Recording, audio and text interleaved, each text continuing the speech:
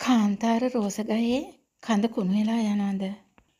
එහෙමනම් ගහ පිරෙන්න මල් හැදෙන්න මේ ට්‍රික් එක කරන්න.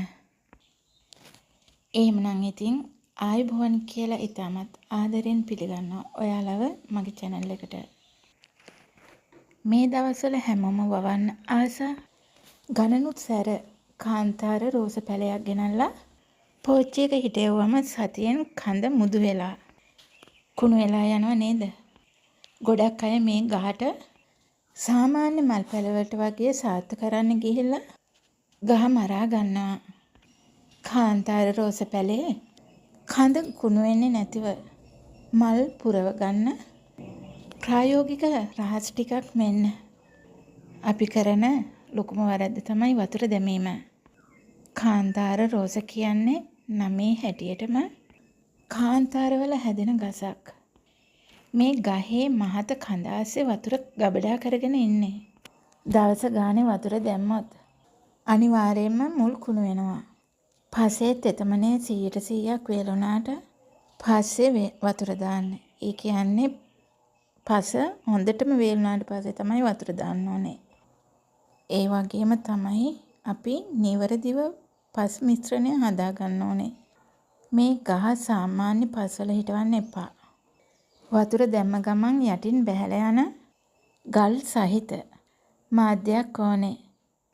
වැලි 150යි, අඟුරු කෑලි සහ ගඩොල් කෑලි 130යි, කොම්පෝස්ට් 120ක් කලවම් කරලා මාධ්‍යය හදාගන්න.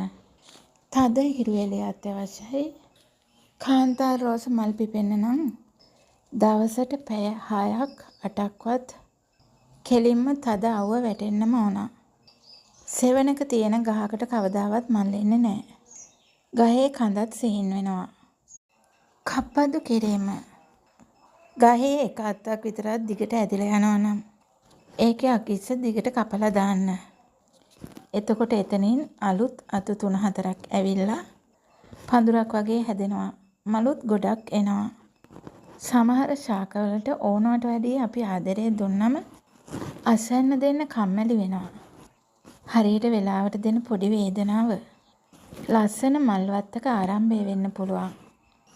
ඔයත් ගෙවත්තේ මල් වවන්න ආදරේ කරන කෙනෙක් නම් මේ වීඩියෝ එකට ලයික් එකක් දාන ගමන් ඉදිරියට මේ කාන්තාර රෝස ගැන ඒ වගේම කාන්තාර රෝස වගාවේ රහස් ගැන දැනගන්න ඕන නම් කමෙන්ට් එකකුත් දාලා තියන්න.